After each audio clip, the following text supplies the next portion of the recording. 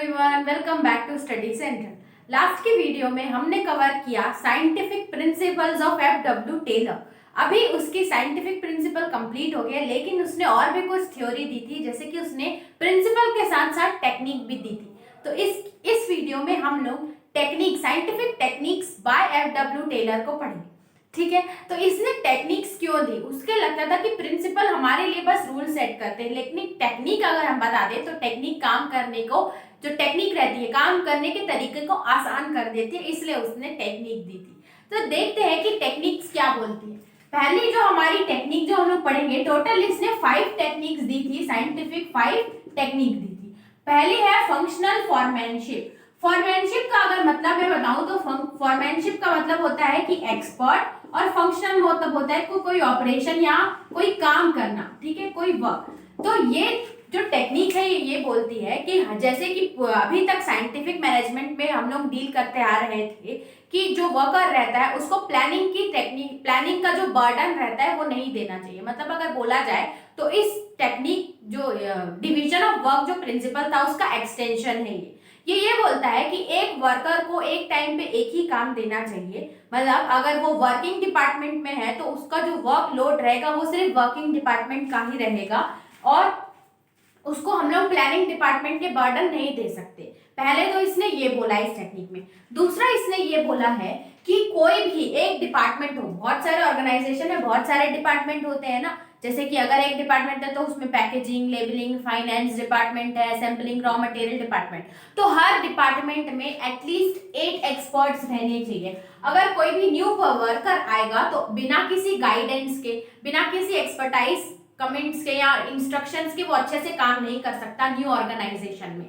और अगर हमें इफेक्टिवली और एफिशिएंटली काम करना है तो हर एक डिपार्टमेंट में एक्सपर्टाइज होनी चाहिए जो हर एक वर्कर पे नजर रखे, उसके काम को डायरेक्ट करे और उनको गाइड करे ताकि वो अच्छे से काम कर पाए। तो इसने ये बोला है कि हर एक डिपार्टमेंट में मिनिमम कितने 8 एक्सपर्ट्स रहेंगे, 8 फोरमैन रहेंगे, जो कि वो जिस काम के लिए, जैसे कि एक डिपार्टमेंट है, कोई काम का स्पीड चेक करेगा, तो कोई क्वालिटी चेक करेगा, तो रॉ मटेरियल देखा, कोई प्रोडक्ट की पैकिंग चेक करेगा। इस एक ही डिपार्टमेंट की ये बात हो रही है, एक डिपार्टमेंट में अलग। और अगर जो भी फॉरमैन हम देखेंगे वो इंटेलिजेंट, एक्सपर्ट और अपने फील्ड में स्मार्ट और एक्सपीरियंस्ड होना चाहिए, ये इसने टेलर ने इसमें कहा। अब देखते हैं कि ये 8 एक्सपर्ट होंगे क्या। टोटल कितने? 8 एक्सपर्ट। फंक्शनल में अपने एक्सपर्ट, उस काम में एक्सपर्ट होने के लिए हर डिपार्टमेंट में क्या होना चाहिए? एक्सपर्ट होने चाहिए। कितने? 8 एक्सपर्ट। तो 8 एक्सपर्ट को डिवाइड ऐसे किया है कि जैसे कि फॉर एग्जांपल प्लानिंग डिपार्टमेंट है और एक हमारा ऑपरेशनल डिपार्टमेंट है, तो 4 हमारे एक्सपर्ट किसमें है? प्लानिंग डिपार्टमेंट में, और 4 एक्सपर्ट्स हैं हमारे ऑपरेशन डिपार्टमेंट में। अब प्लानिंग डिपार्टमेंट में जो 4 एक्सपर्ट्स हैं वो क्या है? एक होता है रूट क्लर्क। रूट क्लर्क क्या करेगा? वो सीक्वेंस फिक्स करेगा कि कैसे कैसे काम स्ट्रेटेजिक में होगा। मैकेनिकल और मैनुअल जो जॉब होगी हमारी, चाहे वो मशीन से हो चाहे वो मैनुअली हो, जो भी जॉब होगी वो सीक्वेंस क्या होगा। जैसे अगर सुबह उठते हैं तो हमारा सीक्वेंस होता है ना, पहले हम ये करेंगे, उसके बाद काम में भी कैसे काम स्टार्ट होगा और स्टेप बाय स्टेप कैसे होगा वो सीक्वेंस डिसाइड करेगा रूट क्लर्क। फिर आता है हमारा इंस्ट्रक्शन कार्ड क्लर्क। ये क्या करेगा?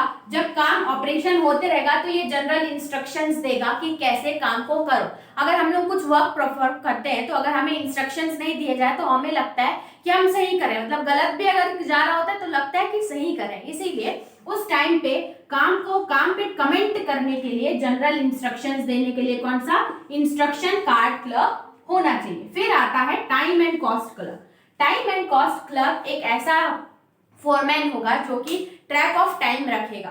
वो डिसाइड करेगा कि एक वर्क सही टाइम पे हो रहा है या नहीं, प्लस वो लास्ट में कॉस्ट एनालिसिस की रिपोर्ट भी बनाएगा जो ये प्रेजेंट करेगी कि कॉस्ट सही से लग रहा है कि नहीं, ज्यादा कॉस्ट तो नहीं लग रहा, बाकी जो कॉस्ट यूटिलाइज हुआ है वो कहाँ यूटिलाइज हुआ है।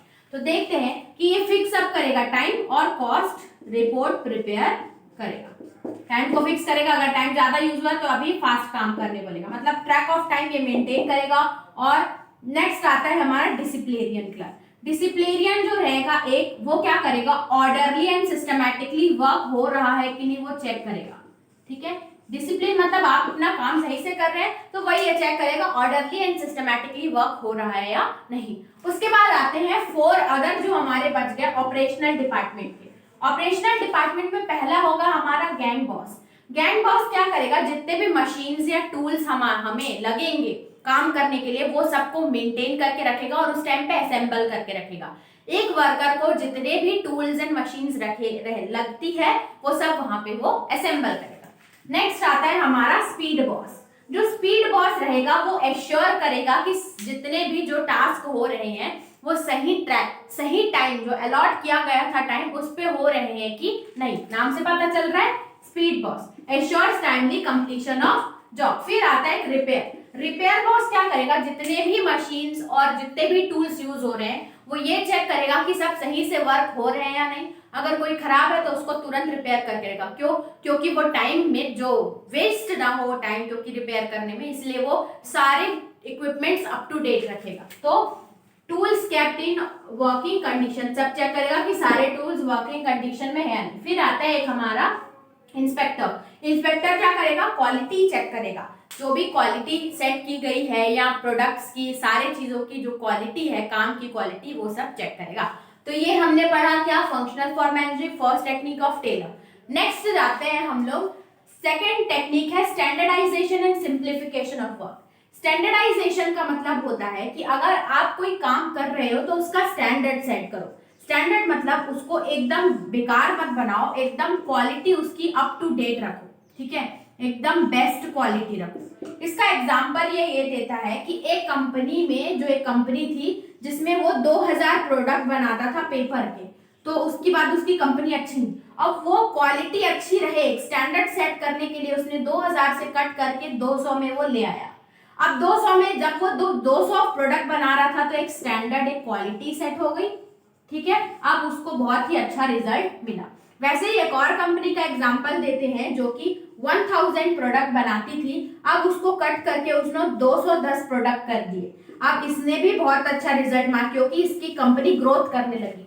तो हमेशा क्वांटिटी मैटर नहीं करती, क्वालिटी भी मैटर करती है। ये टेक्निक ये बोलता है कि आप ज्यादा पे फोकस मत करो, आप कितना अच्छा प्रोडक्ट दे सकते हो उस पे फोकस करो। जैसे कि बहुत सारी कंपनीज एप्पल और ये सब देखते हैं, ये चार्ज अच्छा करती है, कम प्रोडक्ट बनाती है, लेकिन उनके प्रोडक्ट का एक स्टैंडर्ड है जो स्टैंडर्ड के लिए सब एकदम उसके पे ट्रस्ट करते हैं। तो ये और सिंप्लीफिकेशन हम लोग को ये बोलता है कि हमारा जो भी वर्किंग एरिया है, ठीक है, उसमें हम लोग ज्यादा टूल्स, ज्यादा वर्कर्स या ज्यादा टेक्निक जो मशीन्स रहती है उसको ना रखें, अपने वर्क को एकदम सिंपल रखें। क्योंकि ज्यादा टूल्स, ज्यादा वर्कर्स और ज्यादा मशीन्स होने के कारण हर वर्कर, हर ऑर्गेनाइजेशन वर्किंग कंफ्यूज हो जाती है और वो ज्यादा से ज्यादा उसमें ऑक्यूपाइड रहते हैं। इसलिए जितना सिंपल हमारा ऑर्गेनाइजेशन रहेगा, जितने कम लोग रहेंगे, उतना बेस्ट हमारा काम होगा। तो इसीलिए ये जो हमारा टेक्निक है वो ये बताता है standardisation and simplification of work. I hope आपको समझ में आएगा। इसने टेलर ने टोटल कितने 5 टेक्निक्स दी थी, अभी हमारी 2 ही हुई है। चलिए नेक्स्ट वीडियो में देखते हैं बाकी की 3 टेक्निक्स, उसका लिंक डिस्क्रिप्शन में है।